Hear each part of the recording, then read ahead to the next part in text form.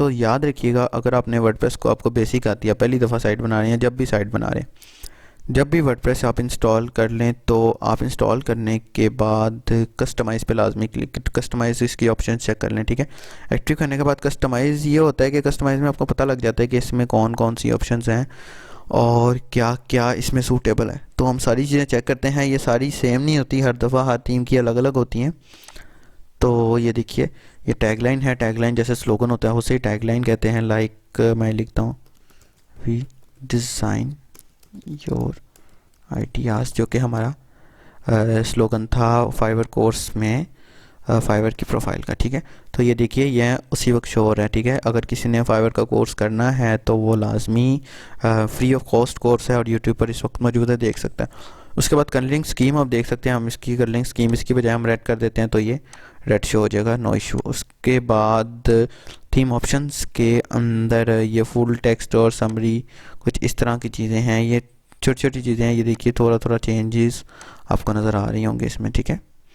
ये उसी वक्त लोड करके उसी वक्त आपको चेंज करके बता देता है, ठीक है। कवर टेम्पलेट की बात करें तो कवर टेम्पलेट है ये, इसमें मज़ीद ऑप्शंस नीचे चले जाओ, ये आ जाता है। तो ये सारी छोटी छोटी ऑप्शंस हैं जो कि हर थीम में अलग होती हैं। बैकग्राउंड इमेज, अगर पिक्चर जो है इसके पीछे हम बैकग्राउंड इमेज लगाना चाहते हैं वो लगा लें। मेन्यू से मुराद है ये वाला मेन्यू, ठीक है। यहाँ ये होम लगा हुआ है तो ये मेन्यू होता है, होम, अबाउट, कॉन्टैक्ट वगैरह, ठीक है। तो वो ये है मेन्यूज। उसके बाद विजिट्स होते हैं। विजिट्स क्या होते हैं? विजिट्स फॉर एग्जांपल आपने फुटर में देखा होगा, लाइक मैं अपनी इस BX पर ट्रेनिंग की मिसाल दूं आपको, तो इसके फुटर में इस वक्त में विजिट्स नहीं लगे हुए, यहाँ हम यहाँ चले जाते हैं। इसकी बात कर लें, इस फ़ोटो की बात कर लें, थीम की, ठीक है।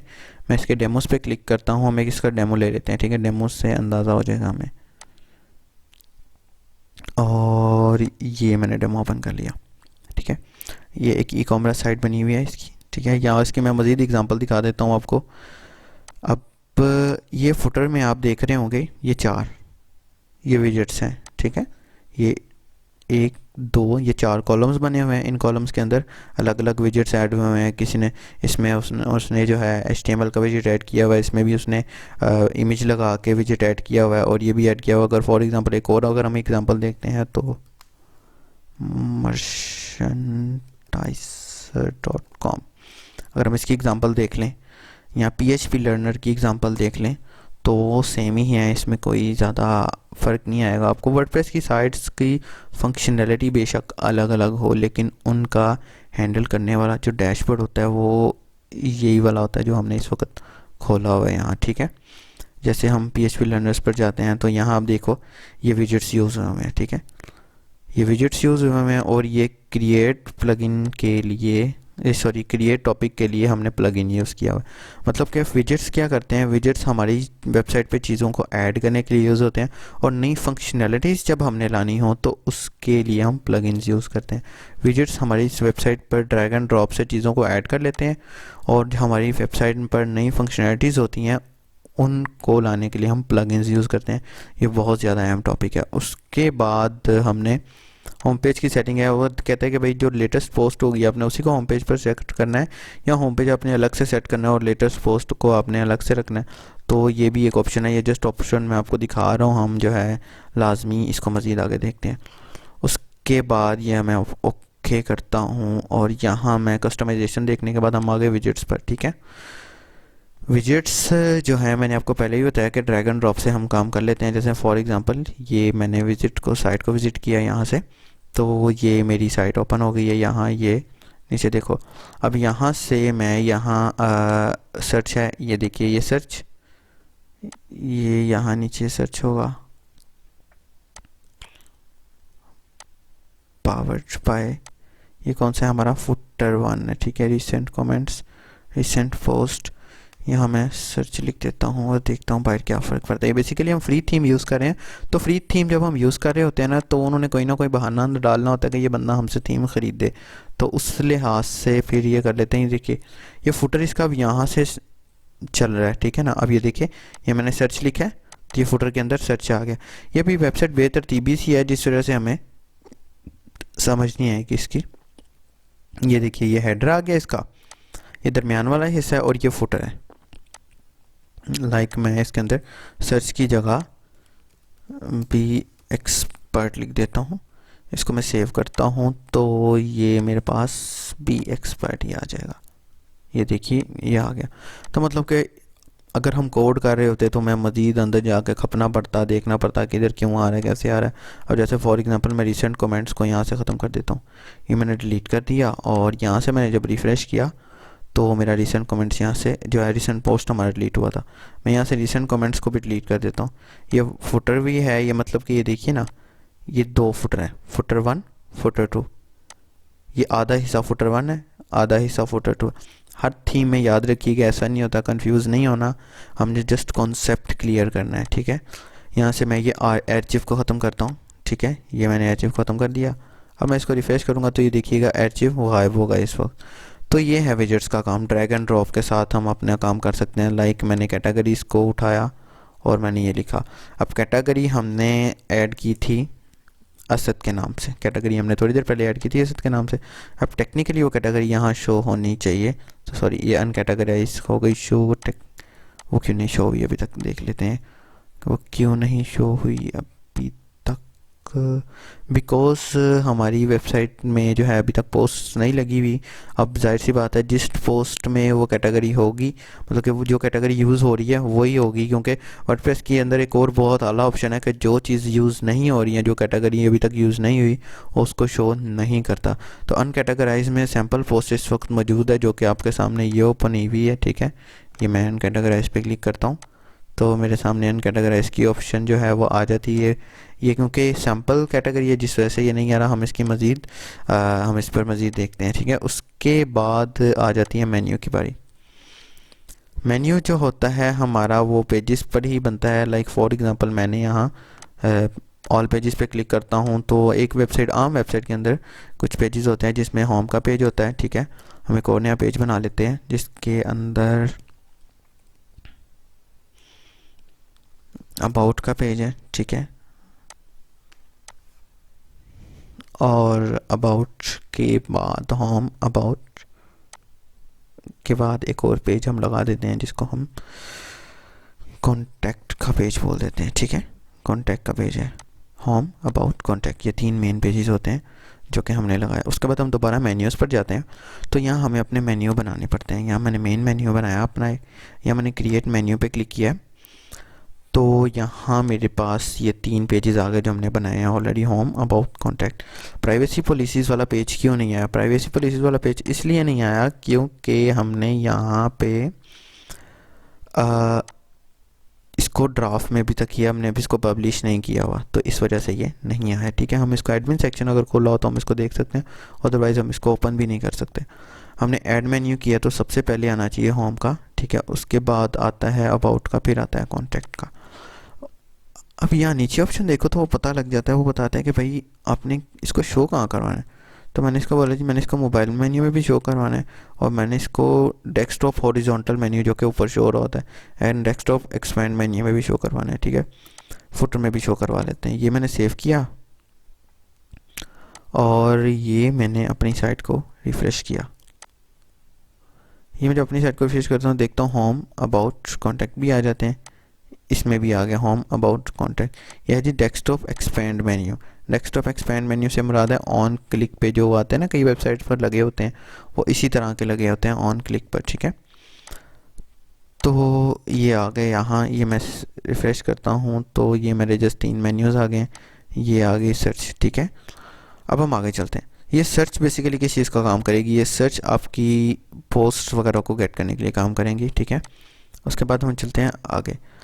आगे ये पोस्ट है, अगर हमने पोस्ट का स्पेशल लिंक बनाकर देना हो तो हम वो भी दे सकते हैं। लाइक फॉर एग्जांपल मैं ये ऐड करता हूँ, यहाँ हेलो वर्ड ऐड कर दिया, ये मैंने सेव कर लिया और उसके बाद मैं जब इसको रिफ़्रेश करूँगा तो यहाँ हेलो वर्ड के नाम से एक मेन्यू आएगा जो कि डायरेक्टली उस पोस्ट को खोलेगा, जो कि हेलो वर्ड एक सैम्पल पोस्ट है, एक सैम्पल कमेंट भी है इसके अंदर। तो मैं इसको आगे देखते हैं। तो उसके बाद कस्टम लिंक है, हमने कोई स्पेशल अपनी किसी वेबसाइट का या चैनल का लिंक देना है, हम यहाँ से देख सकते हैं। और अगर हमने अपनी कैटेगरीज यानी कि असद कैटेगरी जो हमने बनाई थी उसका भी लिंक देना है तो हम उसका भी दे सकते हैं कि लाइक इस कैटेगरी से रिलेटेड जितनी भी पोस्ट होंगी वो यहाँ खुल जाएंगी और वो अलग पेजेस पर होंगी, ठीक है ना। हर पोस्ट का एक ऑटोमेटिकली अलग पेज बन जाएगा। जैसे मैं इसको रिफ़्रेश करता हूँ तो ये मैं असद पे क्लिक करता हूँ तो असद के नाम से अभी कोई भी पोस्ट नहीं है, जिस वजह से यहाँ note page not found show कर रहा है। ठीक है, तो खैर हम यहाँ मेन पेज पर चले जाते हैं और मेन्यू का हमने देख लिया। और उसके बाद अब चलते हैं बैकग्राउंड के बाद। ये बैकग्राउंड की ऑप्शन भी किसी किसी थीम में मौजूद होती है, किसी किसी थीम में मौजूद नहीं होती। और ये वही ऑप्शन है जो कि हमने थोड़ी देर पहले देखी है, ये वाली बैकग्राउंड इमेज की ऑप्शन। ठीक है, there is more recent auto save of your change then the save. ये जस्ट एक छोटी सी चीज़ है, या नोटिफिकेशन लिखा हुआ है। ठीक है, ये वैसे थीम ये पेड नहीं है, ये फ्री थीम है, हम पेड यूज़ करेंगे इंशाल्लाह। उसके बाद थीम एडिटर को हमने नहीं छेड़ना अगर हम डेवलपर नहीं है तो, क्योंकि इसके अंदर हमारी थीम की सारी कोडिंग फाइल पड़ी होती हैं, जो अगर हमें बाज़-औक़ात करना पड़े। देखो हमें अलाउ भी करा है कि एक दफ़ा सोच लो कि इसको खोलोगे तो इसमें से आप कुछ भी छेड़ दोगे ना तो ये आपके लिए प्रॉब्लम करेगा। ठीक है ना, तो काइंडली इसको अगर आपको नहीं पता तो इसको नहीं छेड़ना हमने। ठीक है ना, वरना आपने इसके अंदर से एक भी चीज़ रिमूव की, आपकी वेबसाइट चलना बंद हो सकती है। उसके बाद आ जाती है प्लगइन्स की बारी। मैंने पहले भी बताया, दोबारा बता रहा हूँ, वेबसाइट पे कुछ ऐड करने के लिए हम प्लगइन विजेट्स यूज़ करते हैं। वेबसाइट की फंक्शनैलिटीज़ को से छेड़ने के लिए, लाइक हमें लॉगिन सिस्टम की फंक्शनैलिटी चाहिए तो उसके लिए हम प्लगइन यूज़ करेंगे। अगर हमें ई कॉमर्स फंक्शनैलिटी चाहिए उसके लिए हम प्लगइन यूज़ करेंगे। तो ये प्लगइन्स इसलिए यूज़ होते हैं। प्लगइन्स जो है, जैसे हमने कॉन्टैक्ट फॉर्म बनाना है, कॉन्टैक्ट फॉर्म बनाने के लिए हम प्लगइन यूज़ करेंगे। ठीक है ना, प्लगइन्स को भी अपलोड करने के काफ़ी तरीके, 3 तरीके होते हैं नॉर्मली। एक तो तरीका ये होता है कि हम यहाँ से देख लें, एक दूसरा तरीका ये होता है कि हम यहाँ से जिप फाइल अपलोड कर लें बाहर से डाउनलोड करके, और तीसरा तरीका ये होता है कि हम फाइल्स में जाकर सेव करते हैं। ठीक है, तो ये कुछ प्लगइन्स हैं और वर्डप्रेस के बहुत बेतहाशा प्लगइन है। तो हम इंशाल्लाह नेक्स्ट देखेंगे कि हमने प्लगइन्स को किस तरह यूज़ करना है। उसके बाद हम अपीयरेंस में जाकर जिस तरह हमने थीम एडिटर पर देखा था उसी तरह प्लगइन का एडिटर भी होता है। ठीक है ना, जो कि प्लगइन को एडिट करने के लिए यूज़ होता है। तो काइंडली अगर हमें नहीं पता तो हमने इसको नहीं छेड़ना, अगर हमें ज़रूरत नहीं है तो हमने इसको नहीं छेड़ना। उसके बाद आती है यूज़र्स की बारी। मैंने आपको कल की प्रेजेंटेशन में बताया था, लास्ट लेक्चर में मैंने आपको बताया था कि यूज़र्स के क्या क्या रोल होते हैं। यहाँ से हम यूज़र्स को ऐड कर सकते हैं आसानी के साथ। ठीक है, यहाँ से मैं यूज़र ऐड करता हूँ अब साइड, या फॉर एग्ज़ाम्पल यहाँ कुछ भी ऐड कर लो। ठीक है ना, यहाँ इसका मैंने सब ऐड कर लिया। ठीक है, और यहाँ मैंने ईमेल दिया और यहाँ मैंने नेम, और ये वेबसाइट जो अगर उसकी है यूज़र की तो दे दो, नहीं है तो नहीं दो। यहाँ यूज़र नेम जो है ऑटोमेटिकली जनरेट हो जाता है। ठीक है, और अगर यूज़र नेम जनरेट नहीं होता तो हम यहाँ से जनरेट कर सकते हैं, मतलब कि सॉरी पासवर्ड जनरेट नहीं होता तो हम यहाँ से जनरेट कर सकते हैं। ये ईमेल हम देंगे उसका और यहाँ से कंफर्म पासवर्ड कर लेते हैं अगर वीक है। अब हमने उसको रोल देना है कि रोल कौन सा देना है। जो मैंने कल आपको 5 रोल बताए थे, administrator, editor, author, contributor and subscriber. मैं इसको फॉर एग्जांपल एडिटर का रोल देता हूँ। जब मैं इसको एडिटर का रोल देता हूँ तो जब मैं इसको सेव एड न्यू यूज़र करूँगा ना तो ऑटोमेटिकली इस ईमेल पर इस बंदे को चला जाएगा कि तुम्हारा यूज़र ये है और इसका पासवर्ड ये, इसको यहाँ से लॉगिन करो। और जब वो लॉगिन करेगा मुझे भी ईमेल आ जाएगी कि आपके बंदे ने लॉगिन किया है। ठीक है, अब ये देखिए एडिटर्स इसमें कितने हैं यहाँ से पता लग जाएगा, एडमिनिस्ट्रेटर्स इसमें कितने हैं यहाँ से पता लग जाएगा, और इसमें ये ऑल यूज़र्स कितने हैं वो यहाँ से पता लग जाएगा। अब मैं इसको डिलीट करता हूँ तो वो यहाँ से डिलीट भी हम कर सकते हैं आसानी से, वो कभी लॉगिन कर ही नहीं पाएगा। उसके बाद आ जाती है टूल्स की बात। ठीक है, टूल से पहले यहाँ से हम अपनी प्रोफाइल चेक करना चाहें तो कर सकते हैं। जो बंदा लॉगिन है वो अपनी प्रोफाइल चेक कर ले, अपनी यहाँ हेडर शेडर का कलर चेंज करना चाहे कर सकता है, कीवर्ड शॉर्टकट कीज़ देखना चाहे वो देख सकता है, और फर्स्ट नेम लास्ट नेम अगर आना चाहे वो आ सकता है, और पब्लिक पे अपना नाम जो शो करवाना है, जो उसने पोस्ट की होगी या ऑथर है उसने पोस्ट की है वो पब्लिकली अपना नाम जो शो करवाना चाहता है तो वो यहाँ से शो करवा सकता है। ठीक है, उसके बाद अपनी प्रोफाइल पिक्चर भी यहाँ से लगा सकता है, कोई इतना इशू नहीं है। उसके बाद हम बात करते हैं टूल्स की। तो अवेलेबल टूल्स में अगर हम देखते हैं तो ये टूल्स होते हैं छोटे छोटे मुख्तलिफ जो है पर्पस के लिए यूज़ होते हैं। अगर हमने किसी चीज़ को इंपोर्ट करना है, कोई डाटा इंपोर्ट करना है, कोई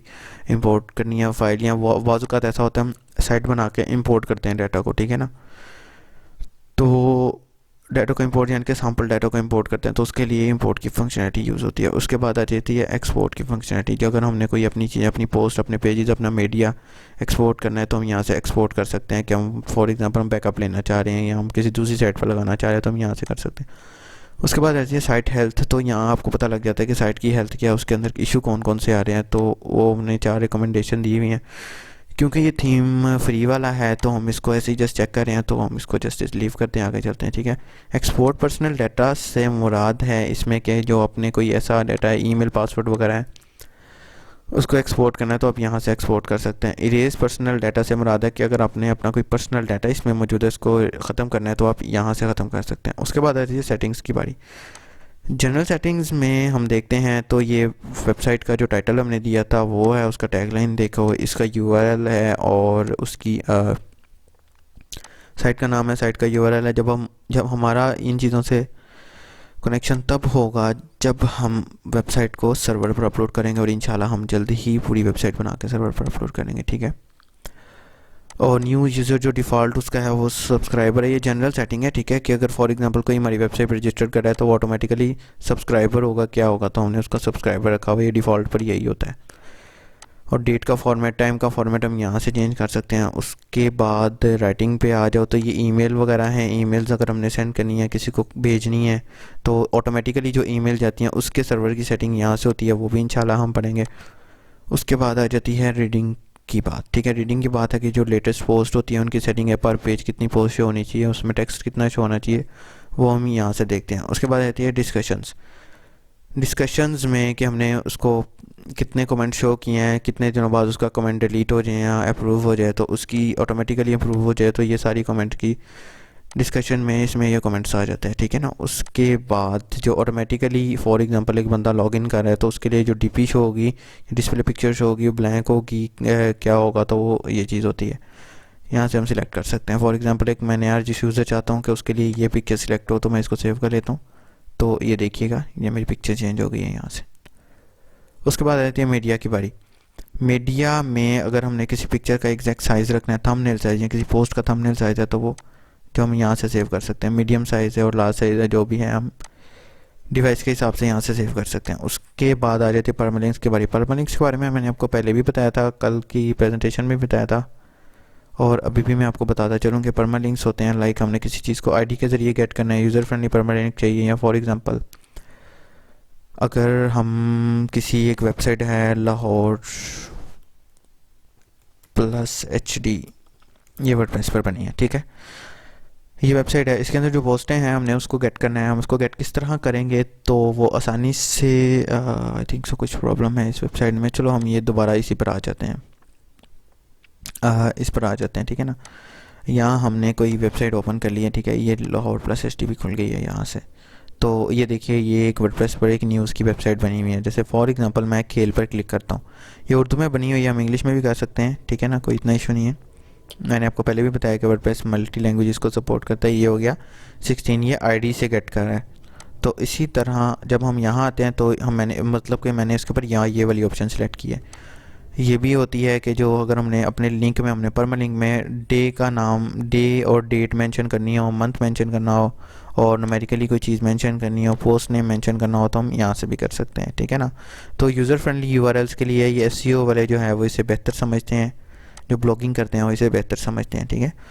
उसके बाद है ये प्राइवेसी सेटिंग्स। प्राइवेसी सेटिंग्स में जस्ट पेजेस की प्राइवेसी सेटिंग है, पेजेस की जो है प्राइवेट पॉलिसीज़ जो हमने लिखनी होती हैं। हमने ये लाजमी पेज होता है जो कि गूगल ने कहा है, अगर हमने किसी एडसन वगैरह को लगाना हो तो इस पेज के बगैर एडसन अप्रूव नहीं होता। तो ये मैंने वर्डप्रेस को ब्रीफली एक्सप्लेन कर दिया है कि किस तरह वर्डप्रेस है और वर्डप्रेस क्या है और किस तरह यूज़ होते हैं, तो और वर्डप्रेस से बनाते हैं किस तरह वेबसाइट, और छोटी छोटी इसमें मैंने फंक्शनलिटीज़ जो है चला कर दिखा दी। अब हम नेक्स्ट लेक्चर में वर्डप्रेस की एक वेबसाइट बनाएंगे इंशाल्लाह। तो मिलते हैं नेक्स्ट लेक्चर में। अगर किसी को क्वेश्चन है तो पूछ लें, अगर किसी ने लास्ट वीडियो नहीं देखी तो वो भी देख लें, और अगर किसी ने एग्ज़ाम से रिलेटेड कोई क्वेश्चन पूछना है तो वीडियो नीचे लिंक में मौजूद है, वहाँ से देख लीजिएगा। अपना ख्याल रखिएगा। Thank you for watching. अल्लाह हाफिज़।